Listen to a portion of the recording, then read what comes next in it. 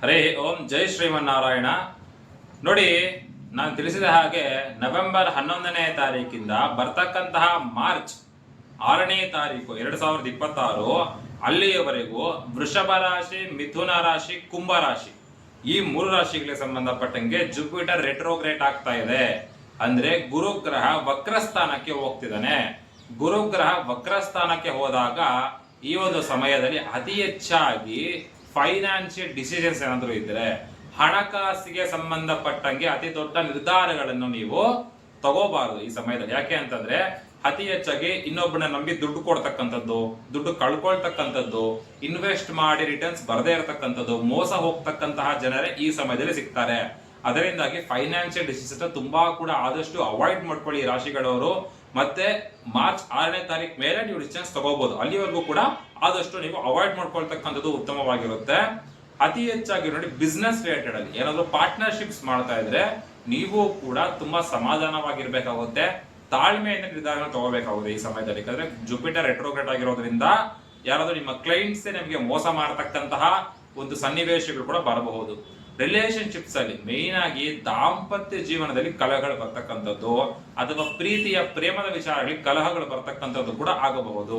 ಯಾವ ರೀತಿ ಅಂತಂದ್ರೆ, ಜುಪಿಟರ್ ರೆಟ್ರೋಗ್ರೇಟ್ ಆದಾಗ ಗುರುಗ್ರಹ ವಕ್ರ ಸ್ಥಾನದಲ್ಲಿರುವಾಗ ಪ್ರೇಮಿಗಳ ನಡುವೆ ಮತ್ತೆ ದಾಂಪತ್ಯ ಜೀವನದಲ್ಲಿ ಗಂಡ ಹೆಂಡತಿಯ ನಡುವೆ ಅತಿ ಹೆಚ್ಚಾಗಿ ಭಿನ್ನಾಭಿಪ್ರಾಯಗಳು ಬರ್ತಕ್ಕಂತಹ ಸನ್ನಿವೇಶಗಳು ಮೂಡಬಹುದು.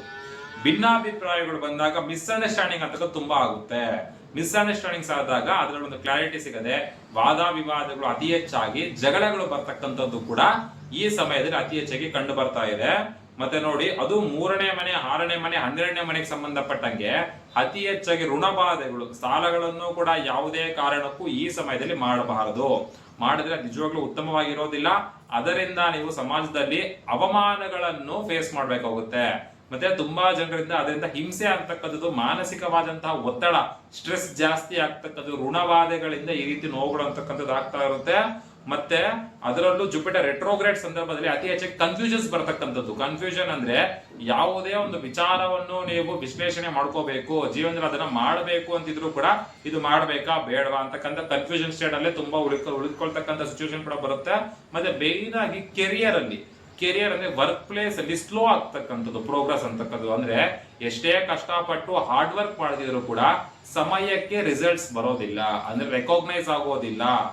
ರೆಸ್ಪೆಕ್ಟ್ ಅಂಡ್ ರೆಕಗ್ನೇಷನ್ ಅಂತಕ್ಕಂಥದ್ದು, ಗುರುತಿಸ್ಕೊಳ್ತಕ್ಕಂಥದ್ದು, ಪ್ರಶಂಸಿಸ್ಕೊಳ್ತಕ್ಕಂಥದ್ದು, ಈ ತರ ಎಲ್ಲಾ ಕೂಡ ಸಿಚುವೇಶನ್ಸ್ ತುಂಬಾ ಸ್ಲೋ ಪ್ರೋಗ್ರೆಸ್ ಅಂತಕ್ಕಂಥದ್ದು ಆಗುತ್ತೆ. ಅತಿ ಹೆಚ್ಚಾಗಿ ಈಗೋ ಕಾನ್ಫ್ಲಿಕ್ಟ್ಸ್ ಕೂಡ ಆಗ್ತಕ್ಕಂಥದ್ದು ಇದೆ. ಜಗಳಗಳು, ವರ್ಕ್ ಪ್ಲೇಸ್ ಅಲ್ಲಿ ಈಗೋ ಕಾನ್ಫ್ಲಿಕ್ಟ್ಸ್ ಆಗ್ತಕ್ಕಂಥದ್ದು, ನಿಮ್ಮ ಬಗ್ಗೆ ಇತರರು ನಿಮ್ಮ ಬಗ್ಗೆ ಫಾಲ್ಸ್ ಮೌತ್ ಪಬ್ಲಿಸಿಟಿ ಮಾಡ್ತಕ್ಕಂಥದ್ದು, ನಿಮ್ಮ ಬಗ್ಗೆ ಅಂದ್ರೆ ಕೆಟ್ಟವಾಗಿ ಅಪಪ್ರಚಾರ ಮಾಡ್ತಕ್ಕಂಥದ್ದು, ಈ ರೀತಿ ಕೂಡ ಕಂಡು ಬರ್ತಾ ಇದೆ. ಅತಿ ಹೆಚ್ಚಾಗಿ ನೀವು ಈ ಸಂದರ್ಭದಲ್ಲಿ ಗುರುಗ್ರಹಕ್ಕೆ ಸಂಬಂಧಪಟ್ಟಂಗೆ ದಕ್ಷಿಣಾಮೂರ್ತಿ ಸ್ತೋತ್ರವನ್ನು ಪ್ರತಿದಿನ ಕೂಡ ನಿಮ್ಮ ಮನೆಯಲ್ಲಿ ದೀಪಾರಾಧನೆ ಮಾಡಿದ ನಂತರ ಕೇಳೋದ್ರಿಂದ ಉತ್ತಮವಾದಂತಹ ಫಲಿತಗಳು ಅಂತಕ್ಕಂಥದ್ದು ಕಂಡು ಬರ್ತಾ ಇದೆ. ಈ ರೀತಿ ನೀವು ಪ್ರತಿದಿನ ನಿಮ್ಮ ಮನೆ ದೀಪಾರಾಧನೆ ಮಾಡಿದ್ಮೇಲೆ ಭಕ್ತಿ ಶ್ರದ್ಧೆಯಿಂದ ಕೂತ್ಕೊಂಡು ಭಗವಂತನಲ್ಲಿ ಒಂದು ನಮಸ್ಕಾರ ಮಾಡಿ, ಗುರು ದಕ್ಷಿಣಾಮೂರ್ತಿ ಸ್ವರೂಪ ಅಂದ್ರೆ ಶಿವನ ಸ್ವರೂಪವೇ ಆಗಿರುತ್ತೆ ದಕ್ಷಿಣಾಮೂರ್ತಿ. ಆದ ಕಾರಣದಿಂದ ದಕ್ಷಿಣಾಮೂರ್ತಿ ಸ್ವಾಮಿಯನ್ನು ಮನಸ್ಸಿನಲ್ಲಿ ಧ್ಯಾನವನ್ನು ಮಾಡಿಕೊಂಡು ನೀವು ಓಂ ದಕ್ಷಿಣಾಮೂರ್ತಯೇ ನಮಃ ಅಂತ ಸ್ಪಷ್ಟವಾಗಿ ಉಚ್ಚಾರಣೆಯನ್ನು ಮಾಡುತ್ತಾ ಒಂದು 11 ಬಾರಿ ಈ ದಕ್ಷಿಣಾಮೂರ್ತಯೇ ನಮಃ ಅಂತಕ್ಕಂಥದ್ದನ್ನ ಹೇಳಿ, ದಕ್ಷಿಣಾಮೂರ್ತಿ ಸ್ತೋತ್ರ ಅಂತ ನಿಮ್ಗೆ ಯೂಟ್ಯೂಬ್ ಅಲ್ಲಿ ಕೂಡ ಸಿಗುತ್ತೆ. ಆ ದಕ್ಷಿಣಾಮೂರ್ತಿ ಸ್ತೋತ್ರವನ್ನು ಭಕ್ತಿಯಿಂದ ಕೇಳಿದ್ರೆ ಕೂಡ ಅತ್ಯುತ್ತಮವಾದಂತಹ ಫಲಿತ ಅಂತಕ್ಕಂಥದ್ದು ಬರುತ್ತೆ. ಮತ್ತೆ ಗುರುಗ್ರಹಕ್ಕೆ ಸಂಬಂಧಪಟ್ಟಂಗೆ ದಕ್ಷಿಣಾಮೂರ್ತಿ ಅಥವಾ ದತ್ತಾತ್ರೇಯ ಸ್ವಾಮಿ ದೇವಸ್ಥಾನ ನಿಮ್ಮ ಮನೆ ಹತ್ರ ಎಲ್ಲಾದ್ರೂ ಇದ್ರೂ ಕೂಡ ಆ ದೇವಸ್ಥಾನಕ್ಕೆ ಹೋಗಿ ಒಂದು 5 ಗುರುವಾರಗಳ ಕಾಲ ನೀವು ಆ ದೇವಸ್ಥಾನಕ್ಕೆ ಹೋಗಿ ನೋಡಿ. ಹೋಗಿದ ತಕ್ಷಣ ಪ್ರಥಮವಾಗಿ ನಮಸ್ಕಾರವನ್ನು ಮಾಡಿ, ಹಳದಿ ಬಣ್ಣದ ಪುಷ್ಪಗಳಲ್ಲಿ ನೀವು ಹೋಗಬೇಕಾದಾಗ ಯೆಲ್ಲೋ ಕಲರ್ ಫ್ಲವರ್ಸ್ ತಗೊಂಡು ಹೋಗಬೇಕಾಗುತ್ತೆ. ಹಳದಿ ಬಣ್ಣದ ಪುಷ್ಪಗಳು ತೆಗೆದುಕೊಂಡು ಹೋಗಿ ನಿಮ್ಮ ಹೆಸರು, ನಿಮ್ಮ ಗೋತ್ರವನ್ನು ಹೇಳಿ, ನಿಮಗೆ ಗುರುವಿನ ಅನುಗ್ರಹ ಚೆನ್ನಾಗಬೇಕು ಅಂತ ಪ್ರಾರ್ಥನೆಯನ್ನು ಮಾಡಿಕೊಂಡು ಅಲ್ಲಿರ್ತಕ್ಕಂಥ ಅರ್ಚಕರ ಕೈಯಲ್ಲಿ ಅರ್ಚನೆಯನ್ನು ಮಾಡಿಸ್ಕೊಳ್ಳಿ.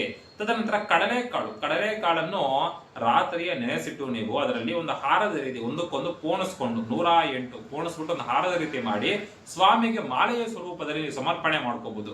ಈ ರೀತಿ ಮಾಲೆಯ ಸಮರ್ಪಣೆ ಮಾಡಿ ದೀಪಾರಾಧನೆ ಮಾಡಿ ತದನಂತರ ಅರ್ಚನೆ ಮಾಡಿಸ್ಕೊಳ್ತಕ್ಕಂಥದ್ದು. ಇದನ್ನ ನೀವು 5 ಗುರುವಾರಗಳ ಕಾಲ ಮಾಡಬಹುದು. ನೋಡಿ, 5ನೇ ಗುರುವಾರ ನೀವು ಸ್ವಾಮಿಗೂ ಕೂಡ ಹಾಲಿನ ಅಭಿಷೇಕ. ಯಾಕೆ ಅಂದ್ರೆ ಕ್ಷೀರೇನ ಕ್ಷಮಯತೆ ಪಾಪಂ ಅಂತ ಹೇಳ್ತೀವಿ. ಅಂದ್ರೆ ಕ್ಷೀರ ಅಂದ್ರೆ ಸಂಸ್ಕೃತದಲ್ಲಿ ಹಾಲು ಅಂತ ಅರ್ಥ. ಹಾಳಿನಲ್ಲಿ ಸ್ವಾಮಿಗೆ ಸ್ನಪನ ಅಂದ್ರೆ ಅಭಿಷೇಕವನ್ನು ಮಾಡಿಸಿದಾಗ ಗೊತ್ತಿಲ್ಲದೆ ಇರತಕ್ಕಂಥ ಯಾವ ಕರ್ಮದಿಂದ ನಾವು ಕಷ್ಟಗಳನ್ನು ಅನುಭವಿಸ್ತಾ ಇರ್ತೀವೋ ಆ ಕರ್ಮ ಅಂತಕ್ಕಂಥ ಕ್ಲಿನ್ಸ್ ಆಗ್ತಾ ಬರುತ್ತೆ, ಅಂದ್ರೆ ಕಮ್ಮಿ ಆಗ್ತಾ ಬರುತ್ತೆ ನಮಗೆ. ಇದರಿಂದಾಗಿ ಕ್ಷೀರೇನ ಕ್ಷಮಯತೆ ಪಾಪಂ ಅಂತ ಹೇಳ್ತೀವಿ. ಅದರಿಂದ ಹಾಲಿನಲ್ಲಿ ಅಭಿಷೇಕವನ್ನ ಮಾಡಿಸ್ಕೊಂಡು ಹಳದಿ ಬಣ್ಣದ ವಸ್ತ್ರವನ್ನು ಸಮರ್ಪಣೆ ಮಾಡ್ಕೋಬಹುದು ನೀವು. ಅಂದ್ರೆ ಸ್ವಾಮಿಗೆ ಅಭಿಷೇಕವಾದ ಮೇಲೆ ಆ ವಸ್ತ್ರವನ್ನು ಉಡಿಸೋದಕ್ಕೆ ಕೂಡ ನೀವು ಅವರಿಗೆ ಹೇಳಬಹುದು. ತದನಂತರವಾಗಿ ಕಡಲೆಕಾಳನ್ನು, ಯಥಾಶಕ್ತಿ ಕಡಲೆಕಾಳನ್ನು ಅದೇ ದೇವಸ್ಥಾನ ಸಮರ್ಪಣೆ ಮಾಡೋದ್ರಿಂದ ಕೂಡ ಉನ್ನತವಾದಂತಹ ಫಲಿತಗಳು ನಿಮಗೆ ಬರುತ್ತೆ. ಅಂದ್ರೆ ಏನು ಇಂಪ್ಯಾಕ್ಟ್ ಆಗ್ಬೇಕಾಗಿರುತ್ತಲ್ವಾ, ಮೇಜರ್ ಆಗಿ ಏನು ಇಂಪ್ಯಾಕ್ಟ್ ಆಗ್ಬೇಕಾಗಿರುತ್ತೆ ಅದು ಸ್ವಲ್ಪ ಕಮ್ಮಿ, ಅಂದ್ರೆ ಮಟ್ಟಿಗೆ ನಿಮಗೆ ಕಡಿಮೆ ಇಂಪ್ಯಾಕ್ಟ್ ಆಗತಕ್ಕಂಥದ್ದು ಆಗುತ್ತೆ. ಅಂದ್ರೆ ಪರಿಣಾಮ ಅಂತಕ್ಕಂಥದ್ದು ಖಂಡಿತವಾಗ್ಲೂ ಕಮ್ಮಿ ಆಗುತ್ತೆ. ಮತ್ತೆ ಎಚ್ಚರ ಆಗಿ ಏನು ಅಂತಂದ್ರೆ ನೋಡಿ, ದ್ವಿಚಕ್ರ ವಾಹನ ಮೈನ್ ಆಗಿ ಟೂ ವೀಲರ್ ಹೇಳಿದ್ರು ನೀವು ಲಾಂಗ್ ಟ್ರಾವೆಲ್ಸ್ ಮಾಡ್ತಾ ಇದ್ರೆ ದ್ವಿಚಕ್ರ ವಾಹನದಲ್ಲಿ ದೂರ ಪ್ರಯಾಣಗಳನ್ನ ಪೋಸ್ಟ್ ಪಾನ್ ಮಾಡ್ಕೊಳ್ತಕ್ಕಂಥದ್ದು ಕೂಡ ತುಂಬಾ ಉತ್ತಮವಾಗಿರುತ್ತೆ. ಮತ್ತೆ ಈ ಒಂದು ವಿಷಯನ ಪ್ರತಿಯೊಬ್ಬರು ಕೂಡ ಶೇರ್ ಮಾಡಿ ಹೇಳಿ. ನಮ್ಮ ಒಂದು ಚಾನಲ್ಗೂ ಕೂಡ ಧಾರ್ಮಿಕ ಯುವಕ ಅಂತಕ್ಕಂಥ ಚಾನಲ್ ಕೂಡ ಸಬ್ಸ್ಕ್ರೈಬ್ ಮಾಡ್ಕೊಳ್ಳಿ. ಇನ್ಸ್ಟಾಗ್ರಾಮ್ ಅಲ್ಲೂ ಕೂಡ ನೀವು ಫಾಲೋ ಮಾಡ್ತಾ ಇರ್ತೀರಾ, ಫಾಲೋ ಮಾಡ್ತಿದ್ರೆ ಖಂಡಿತವಾಗ್ಲೂ ಇಲ್ಲೂ ಕೂಡ ಸಬ್ಸ್ಕ್ರೈಬ್ ಮಾಡ್ಕೊಂಡು ಸಪೋರ್ಟ್ ಅಂತಕ್ಕಂಥದ್ದನ್ನ ಮಾಡಿ. ಇದೇ ತರ ಜ್ಯೋತಿಷ್ಯದ ವಿಡಿಯೋಗಳು ನಿಮಗೂ ನಿಮ್ಮ ರಾಶಿಗಳ ಪ್ರಕಾರವಾಗಿ ಪದೇ ಎಲ್ಲಾ ತಿಂಗಳಲ್ಲೂ ಕೂಡ ಅಪ್ಡೇಟ್ ಮಾಡ್ತಾ ಇರ್ತೀನಿ. ಸ್ವಸ್ತಿ ಲೋಕ ಸಮಸ್ತ ಸುಖಿನೋ ಭವಂತು.